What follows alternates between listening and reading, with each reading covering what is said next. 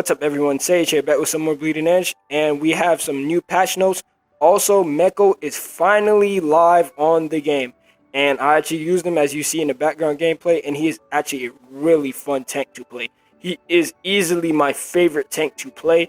Dude is so tanky. It's crazy how tanky he is. It's so amazing, and he also has the unique ability of activating an extra passive on top of his moves, and it's pretty cool. It's actually one of the most coolest things for a tank to have, and he is the first range tank in the game, so he's pretty cool to play. Honestly, you will not regret playing him. He's a really fun character to play. But with that, guys, let's go over to these patch notes right quick. So first, before we go over the patch notes, I want to read over this.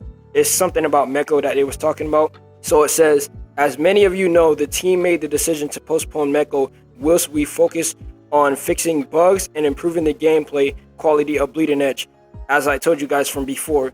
And then it says, we're so happy to finally say Mekko has now joined the Bleeding Edge roster, our first ranged tank character with a unique block ability in place of a dodge. Mekko brings a whole new playstyle to the world of Bleeding Edge.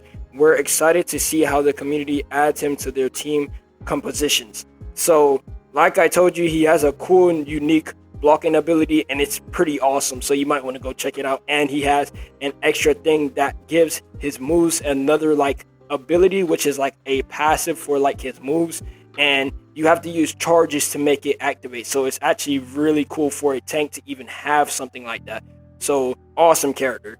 But let's go over some new stuff now. So we got new board, Techno Viking, and then we got some paint jobs, Accelerating, Disco Kill, Rave, Boogaloo, and Stroboscope It. So new music, Flashback from Another Land, Cyberfunk, and then The Streets. And then we have new emotes, El Bastardo, Prepare to Die, Buttercup, Spooling Up, Cass, Charlison, Demon, The Victor, Kalev, Mwahaha, Maeve, Swing, Maeve, Hello Deary, and then Nidhogger, Duckwalk.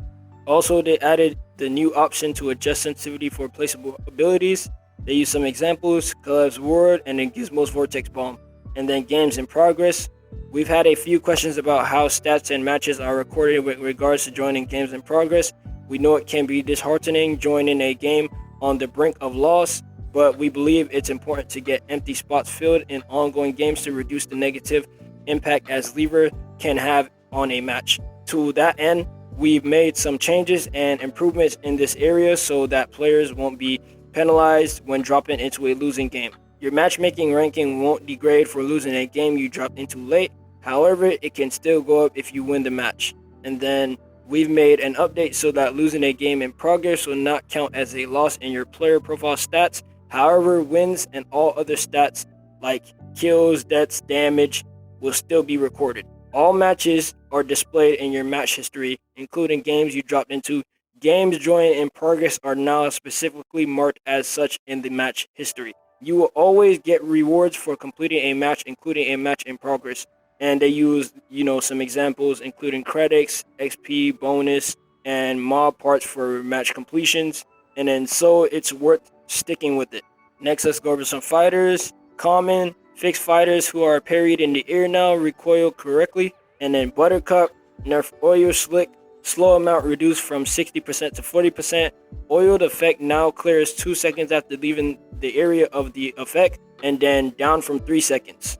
And then adjusted, Buttercup was incorrectly able to activate Burrow without moving and therefore regenerate health on the spot. Buttercup now must be moving while holding RT to activate Burrow. And then fixed, an exploit granting Buttercup additional speed if using Burrow while entering bike form. And then they also fix visual issue causing characters to intersect when being carried by Buttercup's launch attack. Cass, fixed Blade Dance super now correctly hits stealth targets. El Bastardo, fixed an issue preventing El Bastardo in your face mod from triggering when performing Leap of Faith on an enemy in extremely close range.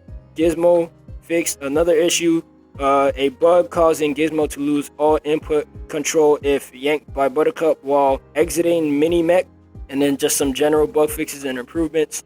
Improved various changes have been implemented to improve performance across the game. An issue where players could log in after leaving the game running idle for several hours. An issue where certain VO lines could cause the game to crash. A bug which resulted in push ls to open chat UI element showing incorrectly, overlapping the player's help bar and preventing lock on from working. And then several issues causing players to get stuck in Sky Garden. UI, they added endgame reward screen has a new animation to demonstrate duplicate mods the player is awarded being recycled into mod parts. Note that his has always been the behavior but was not adequately communicated. Improved voice chat overlay now displays on all screens. An issue causing the wrong fighter name to be displayed when first entering the super select menu workshop. And then skins and boards can now be rotated using mouse click and drag.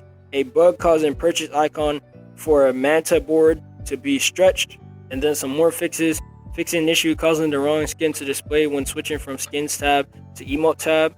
A bug causing boards to reset to default when clicking on screen and then rotating the board using a keyboard. Fixed an issue preventing mod builds from being renamed with gamepad. And then they also fixed another issue, an issue preventing board purchase effects from playing. And then a bug with causing incorrect PC prompts to show in the boards and mods menu. And then accessibilities and options improved. Narration now works correctly for the team chat prompt, fighter select screen, and in-game stat screen. Fixed an issue preventing the social panel from being narrated as empty if no friends were listed. And then fixed PS4 button icon now properly displays when that option is selected. So that's it for the patch notes. There's a lot of things that they fixed, a lot of things that's cleaned up now. They're looking for more and more bugs here and there to fix every time, just so they can keep the game running smoothly. And the game, I will say, is doing a lot better than it was before, because as they keep fixing the game, cleaning it up, updating it, they look for a lot of things that people wouldn't even know is in the game, and they try to clean it up so, they can make sure that nobody ever has that problem on the game. So they're doing very well. I actually like how many fixes they're dealing with and how many issues they're cleaning up and stuff, because they're trying to make sure the game runs completely smooth, no problems, everything running good and fine. And that's a great thing, because that's going to help the game be better for when rank play drops or any other competitive game mode that they choose to drop into the game itself. So that's actually pretty good. But that's really it for this video, guys. If you want to catch more videos like this and more, please hit that subscribe button and don't forget to turn on those notifications so you won't miss a video. And we are almost at our sub goal, and we would appreciate if you would spread our channel to your friends and family. It would be greatly appreciated. But with all that, it's been Sage, and I'm out.